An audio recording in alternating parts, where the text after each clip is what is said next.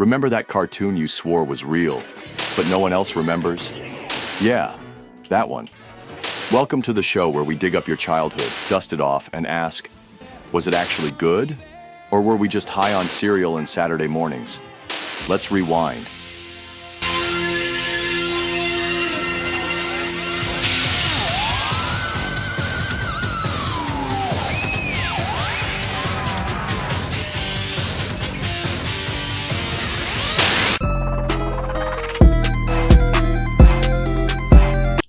What show did we end up reviewing today, Brandon?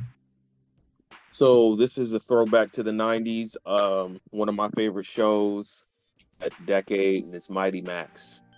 Oh, yes. Mighty fucking Max. This is a super throwback. Let's just first of all, let's get it out there. This was a pretty good toy line, if I remember, because I remember having several of these little small play sets. Did you ever own any of these play sets? No, I never had one action figure, one toy from Mighty Max. Nothing. My experience with Mighty Max was strictly just TV shows. The TV show. Well, I remember having them and then discovering the TV show. Like a friend of mine's had this.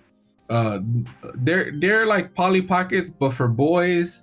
And if people don't know what Polly Pockets are, there are like these small little play sets that resemble, like, I guess you could say like a compact for a girl, like a makeup compact. And for the guy, it was more like they were caves and like monsters that were compacted, and they would have like little Mighty Maxes that would run around. Like you could put him everywhere in the little. It's pretty much like a big lair, and then you would have the monster, and like you could do your own adventures. But I always thought that was pretty cool as a kid having them, because when you watch the TV show, they were all such grand adventures. Every single one of them, I felt, was a grand adventure. So Max is played by Rob Paulsen, Yakko, Raph, and Pinky, which I've come to learn that he is most of my childhood. Rob Paulsen. Yes. Yeah. He's a big part of my fucking childhood, which is kind of strange that I didn't see that. And then Virgil is played by Tony J, which did Beauty and the Beast and My Stepmother is an Alien. Do you remember that movie? No, I don't. My stepmother's an alien. Yeah. No, I missed that one. And then Norman is played by Richard Mall. He did Jingle All the Way. He's also Two-Face in the Batman the Animated Series. Okay. Or Harvey Dent. Okay. His voice sounded way familiar. Like I knew he came on other stuff, but that was like what he was kind of, I guess, most popular for. Jingle All the Way. If your ass is really old, then he was the bailiff on Night Court. Oh wow. Okay, yeah, I've seen Night Court before. I'm really old then. Then you have Skullmaster. He's Tim Curry, Rocky Horror Picture Show, It, and many other things. And then you have Max's mom, Cress McNeil, the one and only, bro. The one and only Babs Bunny and Dot Warner. Which I was like, wow, this cast of fucking just like voice actors is crazy, bro. Like, it's top notch. Yeah, it's really top notch, bro. So the first episode is pretty simple. Max gets a package, and it's a magical hat, and he gets directions like, here, go this way. Like he ends up starting up a portal. And then he meets Norman and Virgil. Like, looking at just the art style in general, like it took me back to like, man, this is like so clean, so nice, and I wish I had better quality to watch it on, you know? I remember so this show is super 90s, right? Yes. And when I say super 90s, there's this idea of like you know, I don't know how old Max is. I'd assume he's 13. And he's like the he car carrying 90s kid that you used to see, and even his friends. He's got a friend that has long bangs and stuff like that, and they Felix. kind of look like, they listen to Guns N' Roses and type of stuff like that. And like the design behind Mighty Max is targeted at the type of kid that I was, or the type of kid that you're used to seeing. And it just really harkens back to that time. This really hits a nostalgia itch when it comes to this. You know what I mean? Because it Yeah. was relatable back then, it hits nostalgia for me now. And yeah, man. Just that first episode really zooms up, going to the mall and stuff. That appeal with Max is he doesn't really talk like a 13-year-old. He don't. He talks like Rob Paulson, or he talks like a kid that's maybe in his early 20s, as opposed to and don't get me wrong, there are kids like that one kid that's in all those kids that were in It, even though they're reading off of a script, some of those kids talk older than they really are. And for me, even though they're not kids, because if you put a real kid in that situation, they might bitch up, or they might act a certain kind of way. And I think that helps it. So in other words, that might be a testament to strong writing. Even though he doesn't talk like a kid, I'm not getting. It makes him seem like he's better than he is for his age, or he's more adult for his age, because what he's going through is crazy. This is an action horror cartoon. Yeah. So, what they're dealing with is stuff that if it happened in real life, I don't know if anybody be as brave. I don't know enough grown people that be as brave as Max. So That's so true, dude. So true.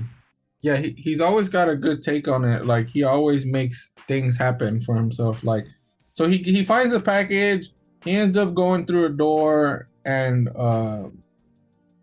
he deciphers this code on this package, and he ends up breaking the package. It's a hat.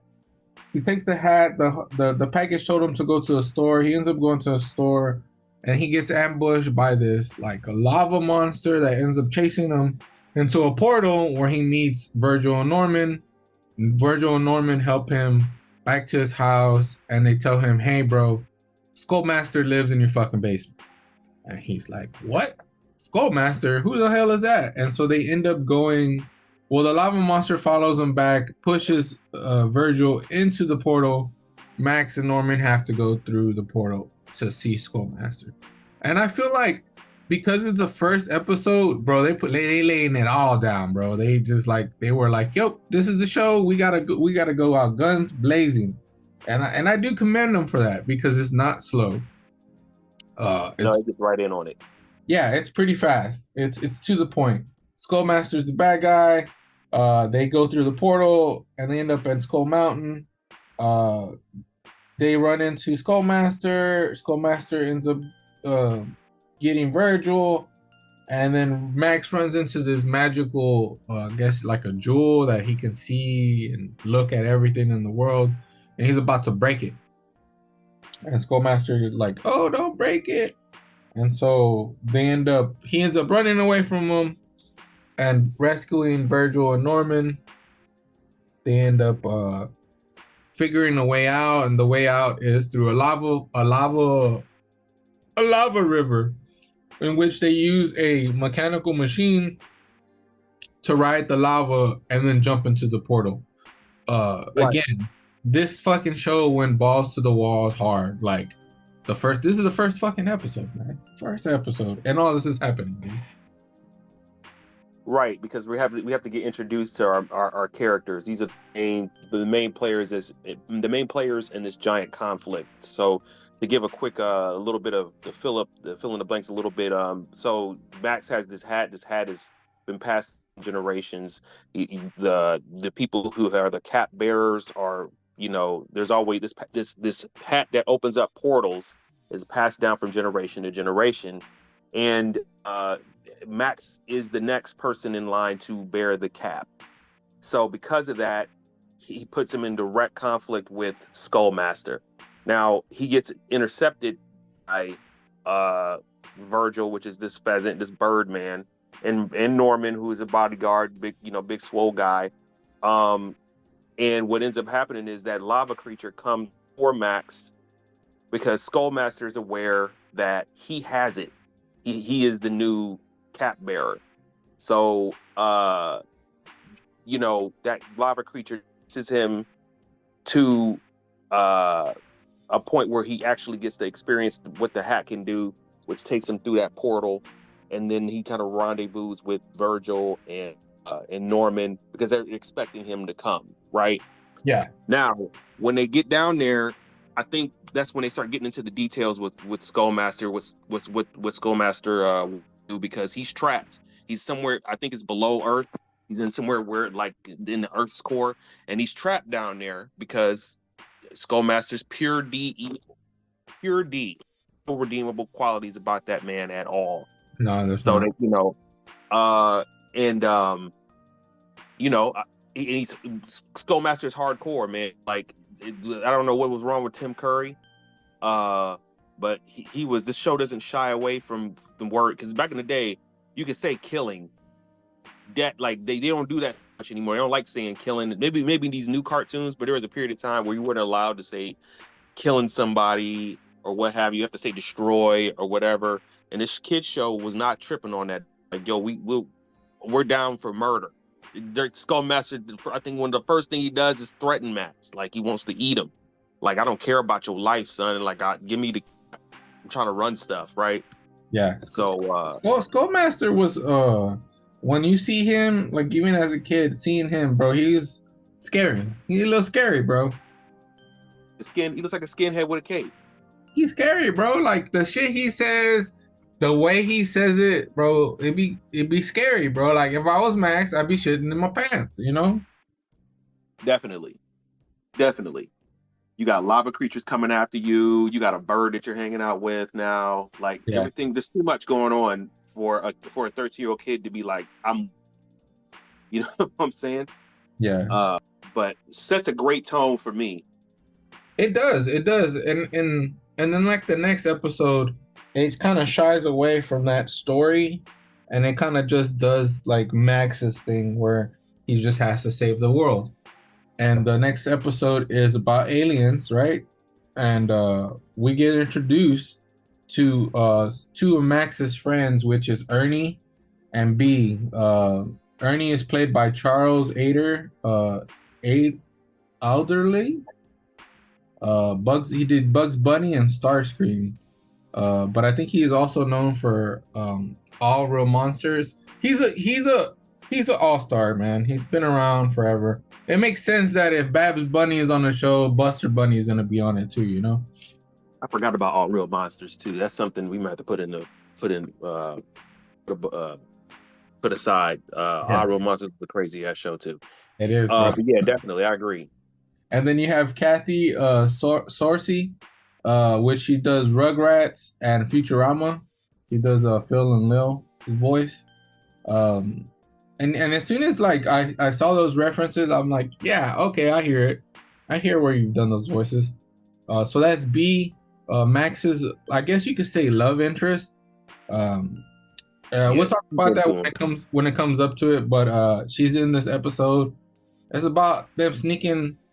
Some aliens come. They got to sneak onto the ship and destroy it. Norman and Virgil get captured. Max runs away, goes to Ernie's house, convinces him to help him by trying to trick him, right? And this is another thing I've come to like about this. Max is smart enough to try to trick others, which a lot of characters that I see now are not like that. I don't know. What are your thoughts on that? He's rascal, but he's a charming rascal. Kind of, reminds me of a Bugs Bunny, of a, he is like what you want in a main character, in my opinion. Right? Yeah. Yes. Talking about like an Indiana Jones who's snarky. They're not invincible, but they're never shying away from a challenge. And because this is an adventure, almost a serial adventure, like the old school, like the Hardy Boys or like those old school serials back in the day where there's these like adventure things. He's kind of a throwback to that. You know what I mean? This cat takes you wherever you want to go, so it gives you an excuse to go to these different places. And also, I want to put this out here that his mother, he comes from a family where they are always globe hopping. The mom's very seldom at the house because she's always going to different places. She's mad nosy. It almost feels Max's dad could have been Indiana Jones. You know what I'm saying? She's an archaeologist, isn't she? I want to say yes. And that's why I feel like Max is smart, because his mom has all these fucking books lying around.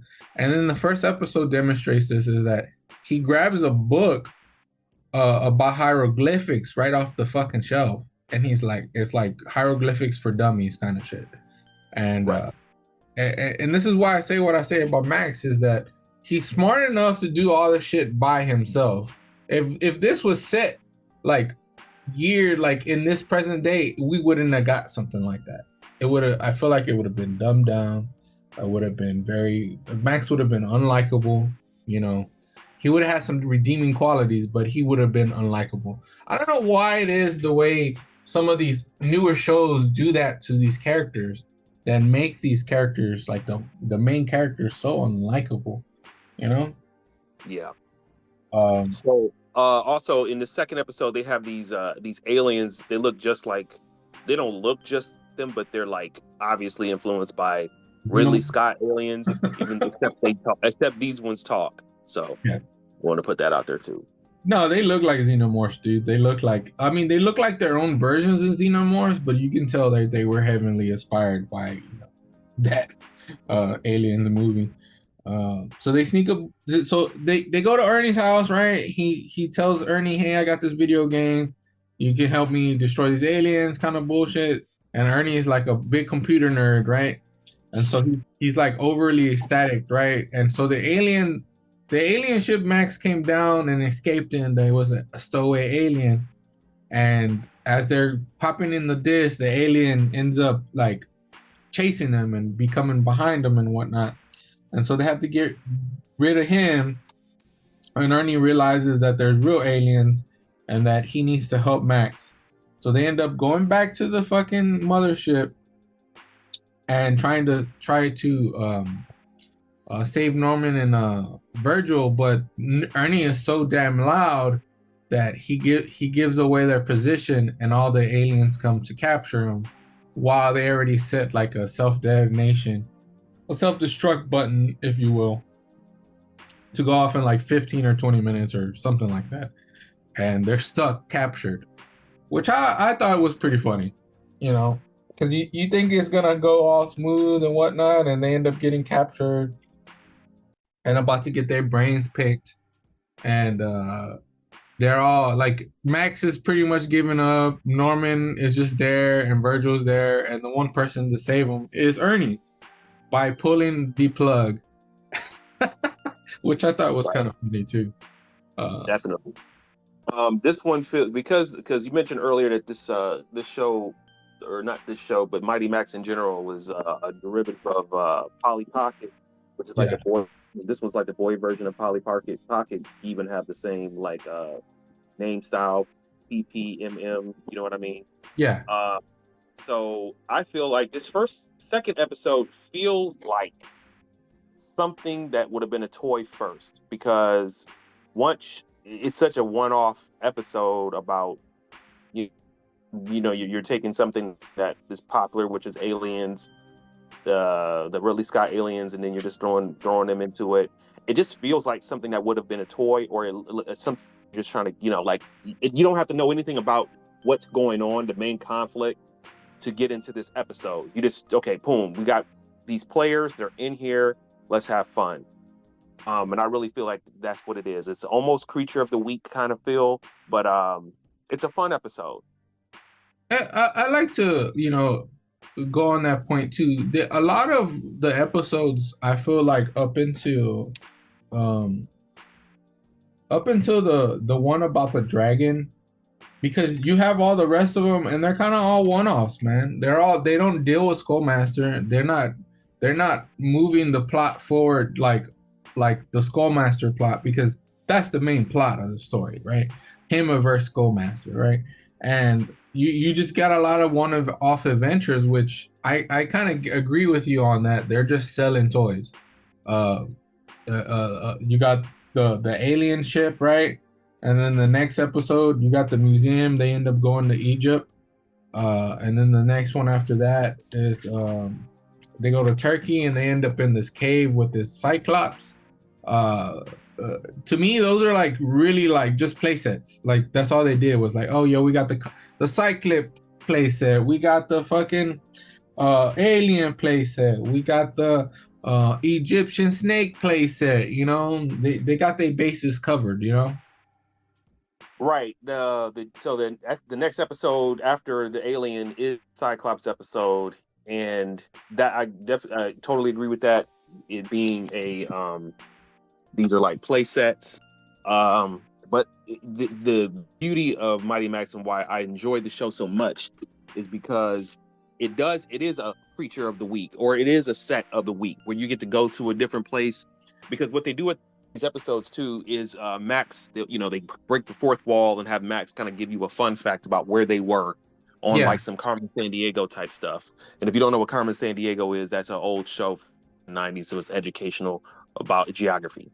But he does the same thing. He gives you a fun fact about what they were doing, something that you can put, you can take with you, because again, this show is for kids, and if there's a chance to teach you, they can have an excuse to put some BS on the camera. You can have a little bit of fun with a little bit of education.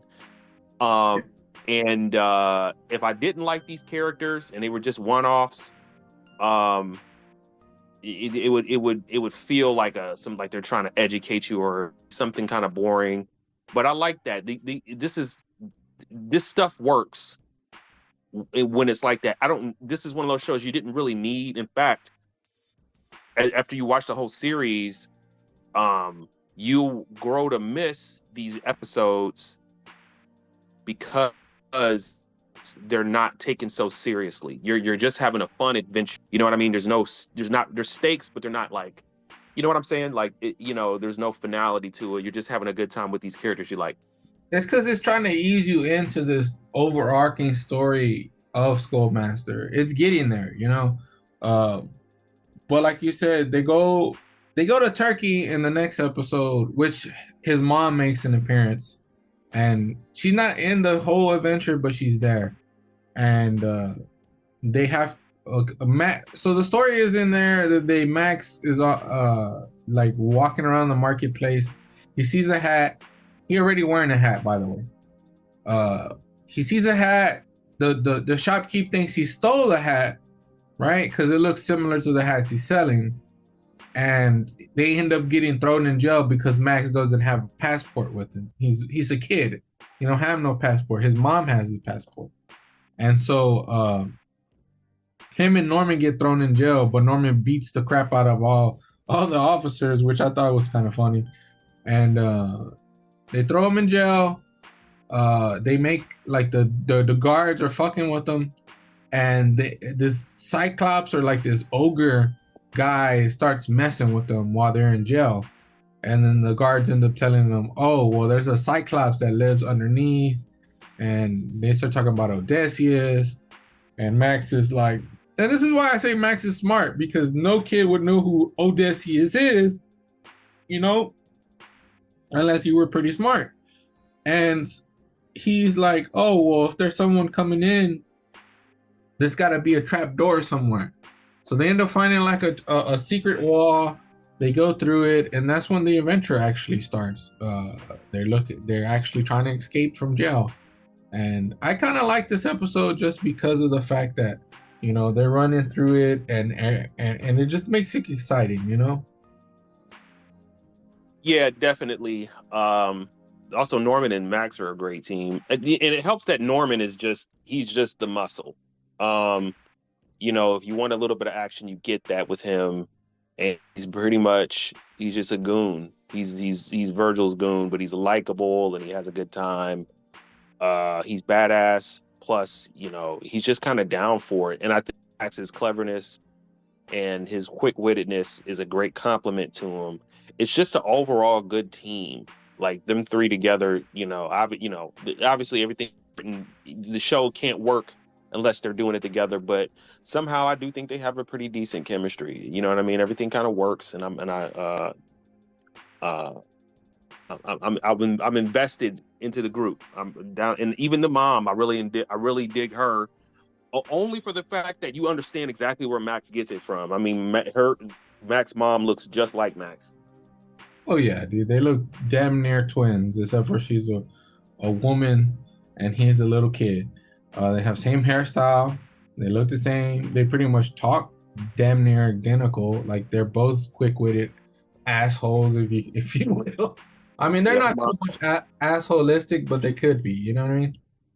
yeah, Max is just or his mom's just nosy. That's how I always took that from her. She's again kind of like you're like a white tourist, um, in a foreign land. Although again, going back to the serials, going back to Indiana Jones, the mom is very well educated, and she makes sure that her son is educated as well. She brings him around along for trips. And Max just he it's kind of privileged, to be honest with you, him to be able to go everywhere he wants to, everywhere he probably thinks it's a drag initially, but you know he lives a very adventurous life. Even if it wasn't him being the mighty one, um his life is extremely cultured. It would be kind of nice if Max wasn't already cultured and he got the hat.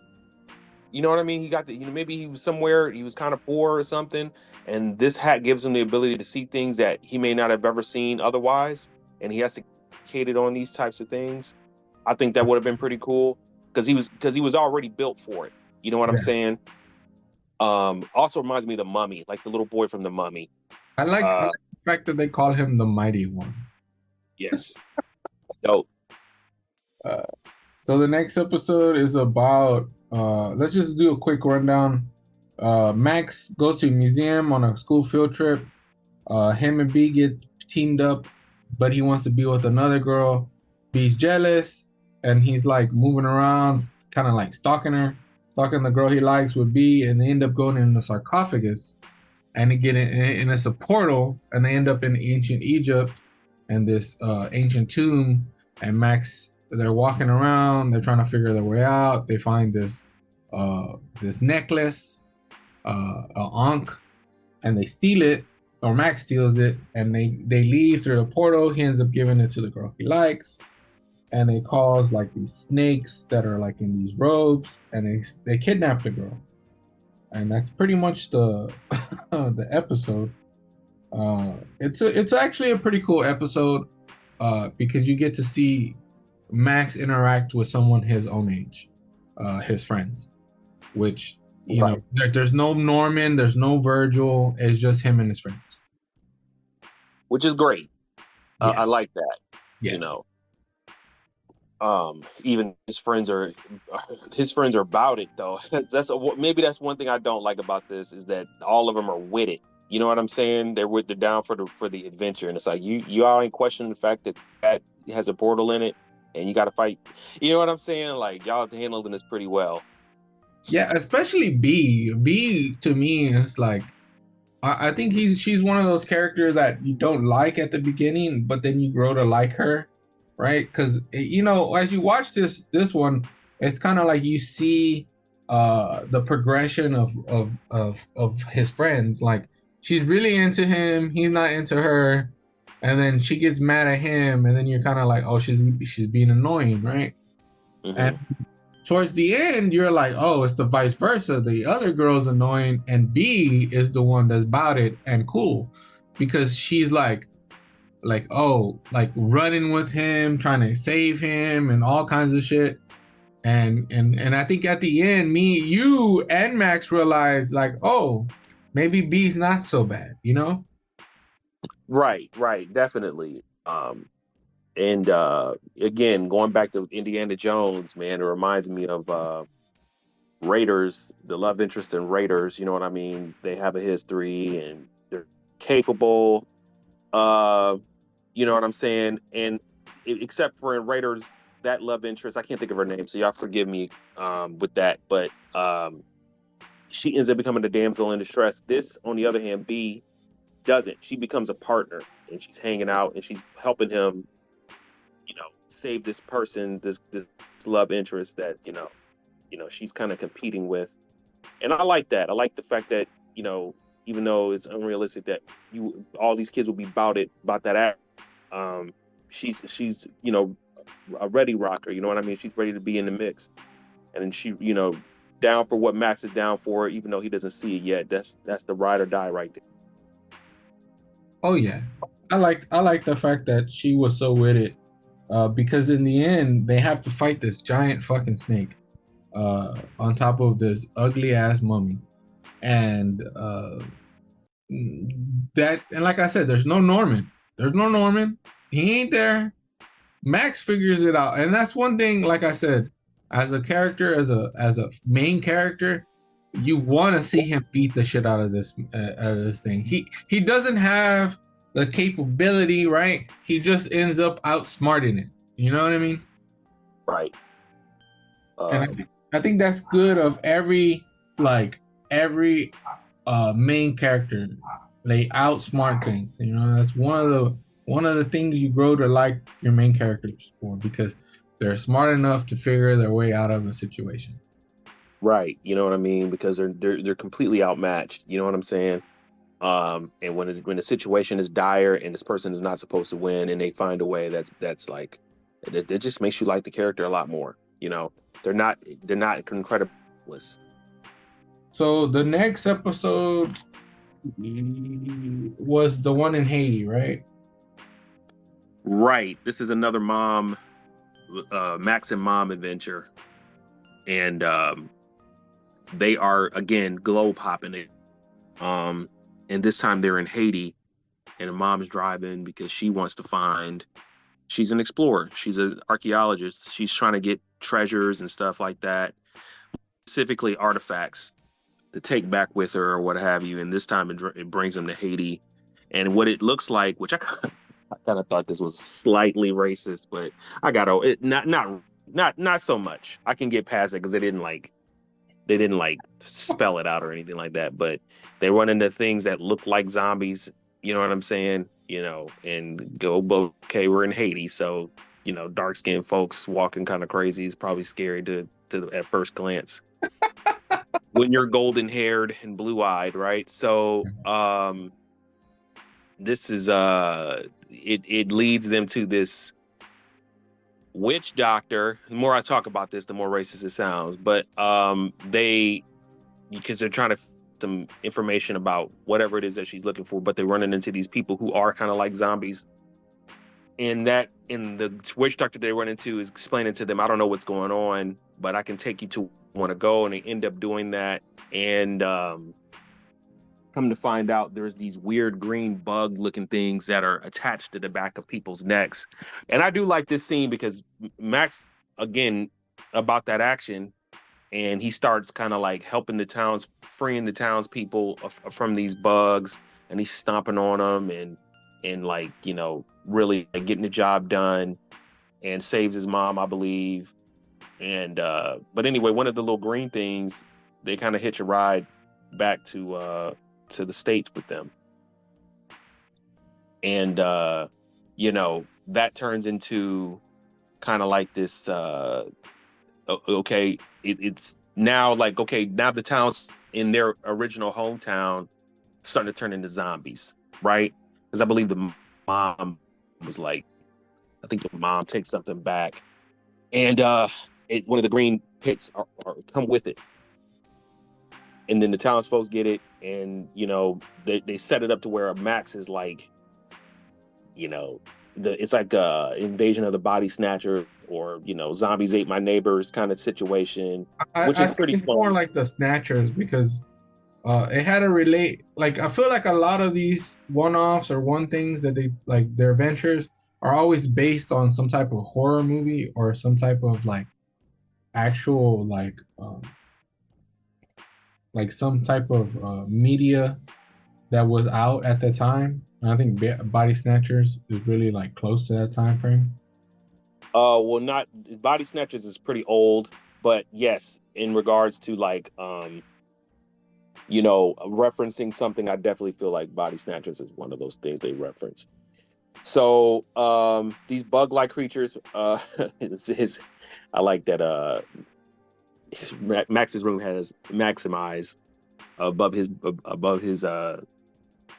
bed. Yeah, it's So like nice. What a nerd. yeah, glowing neon fucking light, right? Yeah, I'm like, all right, Max, chill out, bro. Anyway, the bugs get on everybody, get on next. Starts with his mom because the thing she brought back has all the green bugs in it. Anyway, fast forward. I was going to jump to the end. It leads them back to Haiti, right? Because they gotta like figure out what's going on. And Virgil and Norman pull up to be like, Max, what you did, bro? What you did? You know what I'm saying? Yeah. Max is like, I don't know what I did. What my mom did. Okay, well, we got to go back to Haiti because you bullshitting. So they go back and there's more zombies again. What it ends up doing is they find the mother again. The name of the title is called The Mother of All Adventures. The queen of the green bug creatures, and it's this giant, nasty Cthulhu looking thing. And they got to whoop its ass, and they do. But the creature is gross. They make a very good point that the green thing is gross and slimy, and when you kill it, it turns into green juice, and it's disgusting. And it ends in a big explosion. But I like this episode though. You know, any excuse to have zombies in it, I'm kind of with it. You're hanging out with the whole crew. You get to see the mom again. I thought it was pretty cool. I had a good time with it, even though I felt like, they kind of like, all right, let's use black people for the zombie episode. I'm like, all right, I need to chill a little bit, but I still had a good time with it. I don't think this is the only time they use zombies though. They use zombies later on. And this is later on in the series where it's like the people of Atlantis and they walk like on the ocean floor. But that's like way later on in the series. But they use zombies again. Like these undead people that just kind of are walking through the ocean floor, which I think is cool. They use zombies. Yeah, definitely. They use zombies a couple times. And then the next episode is about Skullmaster. And so we finally get back to Skullmaster here. He's back in the fray, and he's back, and he's got help from a wizard named Ravendark. And Ravendark is voiced by none other than Jim Cummings. And we all know who Jim Cummings is, right? I don't. Give me a refresher. Who is Jim Cummings? He's Tigger. Oh, okay. From Winnie the Pooh. He's done so many voices like for Disney in general. But the one thing is he's doing a villain here. He's doing both the Ravendark and the Doom Dragon here. Oh, pulling double duty, huh? Yeah, man, he pulling double duty. And to be honest, like if you're watching the show, you wouldn't even realize he's doing both voices at all. At fucking all, bro. Cause I was like, who's doing the voice of the dragon? Who's doing the voice of the wizard? And I had to look it up, man. I had to look it up. So the whole episode's about Skullmaster's tricking Ravendark, which is a wizard from I want to say the Viking times, and he has a curse placed on him where he has to live inside this dragon's belly, or like inside a dragon. That is the only place he can be human. Anywhere else, he becomes a raven. So he has to be inside the dragon, which this dragon is a big cave that's been around for years because it's just dormant with his mouth open. Which is a pretty cool, again, playsets, you know what I mean? This is a badass playset if I would say so myself. It's a dragon, everybody loves dragons. It's just one of those things. And then the dragon talks. It's just a really good episode, I think, because we Hmm. finally get to see Skullmaster again. Like Skullmaster's tricking this guy to wake the dragon to start up Armageddon, and he almost does it, but Mighty Max foils him all. You know, he pretty much tells him, "Hey, bro," uh, he's talking to the wizard, and again, he's outsmarting him. He's like, "Yo, if that's your master and he undid your curse, then walk outside the fucking dragon to see if your curse has been lifted." And as soon as he walks outside the dragon after he awakens it, his curse is still there. So he's all like, "Oh, I've been betrayed." So they get back at Skullmaster, and he just removes the curse, but he has to kill himself to remove it. This episode to me was probably like one of the like pushing the narrative forward as Skullmaster. Like you see how evil he is by tricking others to do his evil bidding by destroying the world. And I don't think this is the only time we get something. I think there's similar episodes that happen that's kind of similar, where he tricks another deity into doing something for him. But Yeah. this to me was like, bro, where have you been, Master, this whole fucking time? Where? You know? But down in the fog, in the bog of eternal stench, man's trying to dig himself out of that area, man. Like Skullmaster is but he's also the big bad and he ain't nothing nice. Um Straight up dirtbag, that guy. Yeah, he pretty much is. But this was one of my more enjoyable episodes to watch, only because it had a dragon, and that um, the animation here is pretty cool. I think. Like, I know the animation all the way up until this point have been nice, but one of the things I liked about this episode is that there's a lot more um, action scenes, and from what I've been watching here and noticing it is that the way they do a lot of stuff is everything's painted kind of, and they only animate what they need, which I mean makes sense for how old the show is, right? But they really lean into a lot of that. Like the painting's really quality, and as they move stuff it like lows in quality, right? I don't know if I Mhm. was the only one, like when I was watching that scene there. Um, but this one, I think it's kind of like the reverse. They move a lot more stuff in this episode. Like a lot of things are more fluid. Uh, if that makes any. The motion of like some of these animations is it just moves a lot better than most of these episodes, because you have, like I said, you have a lot of still frames that are doing like painted on. They look nice. They look really nice. Like they use a lot of like uh shadows and then highlights in the right places. Like especially when they're doing like the lava scenes in the first episode, where like a lot of these the shadows in the cave where you go to Skull Mountain, it kind of like gives you this dark casted, and then they lighten it up. Here in this the other episode is all in the daytime, so you don't get a lot of that. But like I said, the movement of the animation looks so much like fluid in comparison to some of the rest of the show. So that's why I kind of like this episode the most, or like one of the episodes I like the most. It's because you get to see a lot of the animation move a lot more uh, fluid, a lot more. I don't know. It just seems more alive. Yeah, for sure. The art direction behind the show, you can tell they have money They did. because this show has a distinct look in general. Heavy blacks, heavy shadows, most specifically blacks. They outline everything in black. Um, and if they can drop some heavy contrast, shadows into the story, they don't hesitate to do that. This really feels like something that was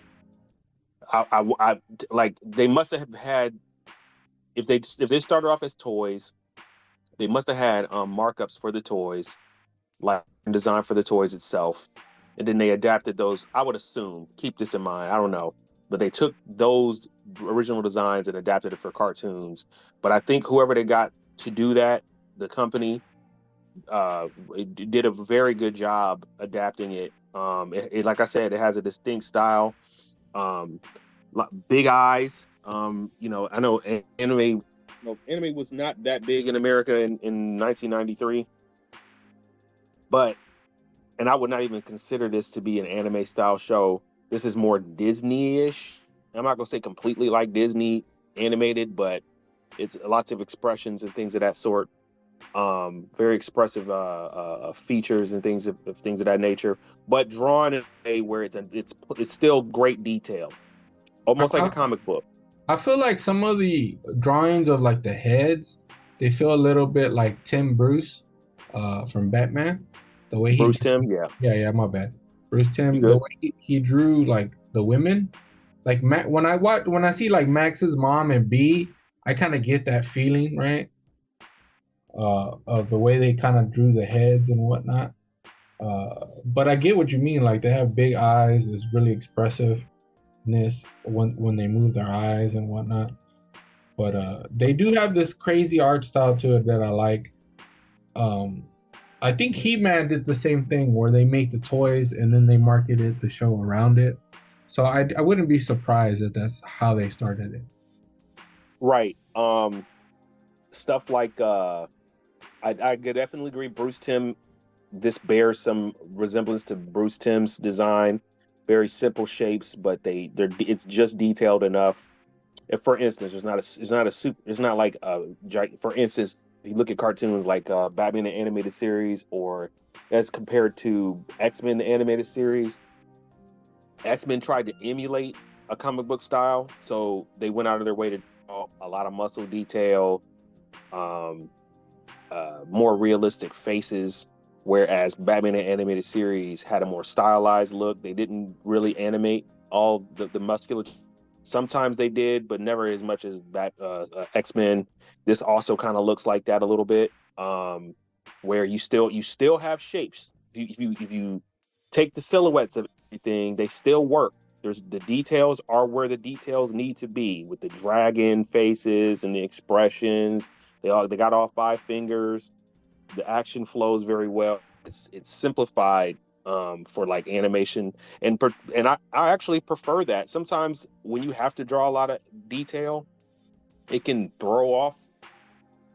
You can come off model real easy, and it can be it can take you out of the storytelling if there's like an inconsistency with the muscles, or generally speaking, more lines means more opportunity to mess up.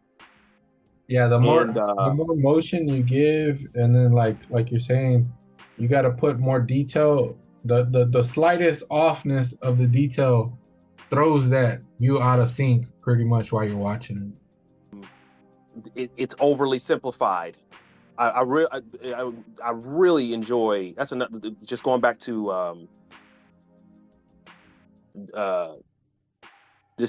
how the style for this show. I love it, and I also love that each title card for each episode is an illustration. Oh, that's what I wanted to talk about too. Is that I love the title cards, bro. I miss the days of watching cartoons with title cards, bro. I feel like that's the golden age of cartoons, bro. Oh yeah, When they had title and it cards. really shows you. I'm sorry. Go ahead. No, it's just I feel like that's the golden age, and that those are the best cartoons is that have title cards. They're just it means a lot. Like they put in more effort into it, you know? Definitely. And it also really shows you the style of the show. Like you can look at that title card and be like, okay, I know what I'm getting, and everything matches that title card. Excuse me. As you watch the show, and it just gives you a good reference. I want to say they call those keyframe animations or keyframe illustrations, where if I was to pitch this show, to a studio, Yeah. those title cards would be keyframe illustrations where you're kind of looking at what you're gonna get, right? Yeah. And the presentation for this is just excellent. I'll go so far to say that this cartoon, and I don't know if it's American. I think this is a European production. I think it's a step above. I think this show is I think this is one of the higher end cartoons of the 90s, for sure. I do have to agree with you on that because a lot of the fucking, like I'm saying, like their backgrounds are fucking amazing, dude. Some of them are just like, wow, okay, y'all fucking painted this by hand for sure. Like, Oh, yeah. this shit is fucking like you said, like you were saying about the budget. Yeah, the budget was pretty high with this. I felt there was no like small budget shit. You know what I mean? No. And there's only 40 episodes. I want to say 40. Yeah. Let me see. Yeah, I said there's 40 of them. So I might say that this production or might have been just 40 episodes, right? So technically you can count, this might, the Mighty Max might qualify as a miniseries. Because when you watch anime, sometimes like Cowboy Bebop and Samurai Champloo, the animation doesn't drop. You know what I'm saying? Like consistent animation throughout the whole thing. And usually it's because they ordered it to be like that. They or like the budget's in there for however many episodes you got, right? It have to get renewed for anything because that was what it is. It was just going to tell one story for however many episodes, and that's what it is. Yeah, and I like cartoons that way more often than not because the fact that more often than not because it just makes sense to tell one cohesive story and don't leave yourself open for like a cliffhanger, and then if you never get renewed, that's just how it ends. Which when we get to that, I hope we can keep talking about this because once we get to the end, there's some comments to make about how they wrapped it up, and because I do think it works.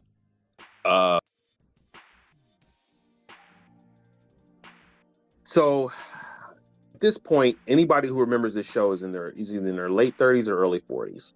Yeah. And if they don't I watch cartoons still.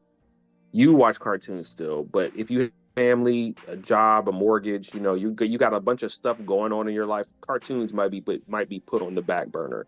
So you might see this in passing as a remake and be like, "Oh, I remember this," and keep it put. But if you're targeting the kids, of the age that people might want to get into something new,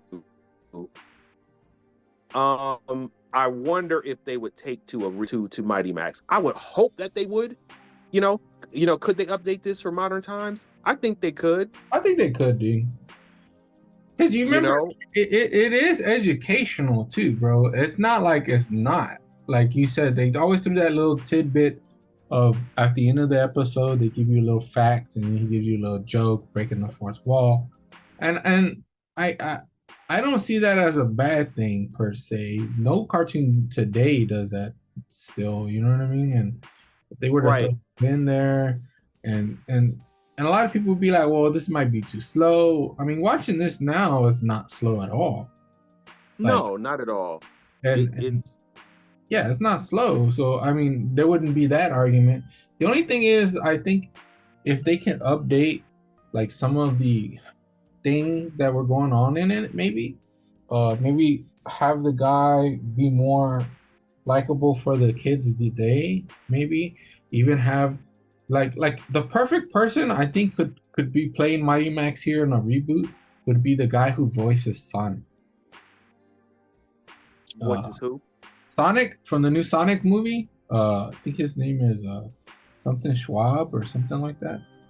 I don't know, but I do recognize his voice. That reminds me. I probably should finish watching one of those. Maybe the second Sonic movie. I heard it was pretty good. Yeah, Knuckles is what's his name, Aegis Elba, Yeah. and he does pretty good. But the voice of Sonic to me kind of resembles of a smart aleck, kind of like how Mighty Max was. Like he was so smart alecky and like so sarcastic, and I feel like Sonic kind of matches that same quality. So I could see something similar to even today. You know what I mean? Because people resonate with Sonic. Sonic hasn't fallen out of favor. I, Right. that makes me think that Mighty Max wouldn't either. You know what I mean? Even though it's kind of like this is like a hidden gem or like something very only us know. If people started to watch it and see it, I think people could take to it. It's not that fucking. I guess you can say aged or um, retro in the sense of like being retro. I mean, it I is. mean, if I was gonna pitch this show as a new show, right? What would I'm asking you this? What would you want? Like, if you had to pitch this, if you had to If I pitch had to Mighty pitch Max, this show and make this show work, I would make him still smart alecky, very fashionable, right? Gotta be super fashionable. Then my man has to be wearing Supreme everything. Everything Supreme. Felix gotta be gay, right? His best friend Felix gotta be gay. What else? hmm Uh, and then he's gotta have a relationship with B, right? What else? His mom could be his dad this time, right? Because I feel like the mom thing is like having a mom that's really like your single mom was more of a '90s trope, right? If we take it into the modern era, maybe he has both his parents, but maybe his dad's more into it now. So that I don't know. That just I feel like a lot of things just got to kind of reverse a little here. They can't be exactly the same. But I mean, I feel like this show still work. You know what I mean? Skullmaster is a fucking great villain. I just think he's one of the greatest villains of of the '90s era. He scared me as a kid. Not like yeah, completely scared me, but if I were to be alone and have to fucking foil Skullmaster, I'd be a little scared. You know what I mean? definitely. He's intense. Uh, he's intense. He was voiced by a legend. Um, he was just a straight up bad guy. There was nothing redeemable about him. They say the best are relatable, and they're right. But I kind of, I don't mind a mustache twirling villain. Again, like you could redesign Skullmaster like to whatever, as long as he's like Scully-ish, right? Not scoliosis, but like Scully, like he's got a skull kind of. He can have Right. like a mustache or whatever. He can look more villainous. Like I said, they can reboot it to whatever, as long as the storyline stays sort of similar. The art style doesn't waver. Uh, as long as it has a really dope art style, I feel like this this show has legs. You know what I mean? It has legs. It could run. I think it could just run. You know, if I have to remake it, then I would need most likely they would change the race of Max, right? Yeah. And I wouldn't mind. They like to swap races with both. Usually, if somebody's white, they'll throw somebody black on it. It don't That matter. seems to be the popular thing to do. But I Yeah. say instead of doing that, give a shot to somebody of the Latin community, Okay. um, where you have uh, the cap is something else this time, right? Um, I don't know what it would be. I can't even think at the moment, but and have it kind of harken back to something South American, ancient South American culture in Norman. Instead of having Norman be the bodyguard, you bring somebody from South America, uh, something ancient. You know what I mean? And come to find out it's Quetzalcoatl or something like that. Something like that. Just keep it Latin. Yeah, And I kind of agree with you on that. Like, if you do the race swap, That's a good pick. You know that and have it write itself from that point of view. Just kind of come at it from it because I think this is more Mighty Max is white Vikings and this is kind of honing in on white culture. Switch it up. Let's focus on another culture. But if you were talking about doing a continuation, like okay, this is 20 years later, well 30 at this point, 30 years later. Max still exists, right? He's older, but he's now in the Norman role. He actually takes both of them, right? Because remember Norman. Well, I don't want to get into that, but he is now Norman and Virgil put together. Yeah, And he is looking for the cat bearer, and he finds the cat bearer, and that could be another. So the new mighty person can be someone else, woman, man, kid. I do want to keep him a kid. And it could be a girl or a boy, I don't care, from any race, right? well guys, let us know what would you do for the Mighty Max reboot if you had to reboot it, and we'll catch you in the next one. Peace. Peace.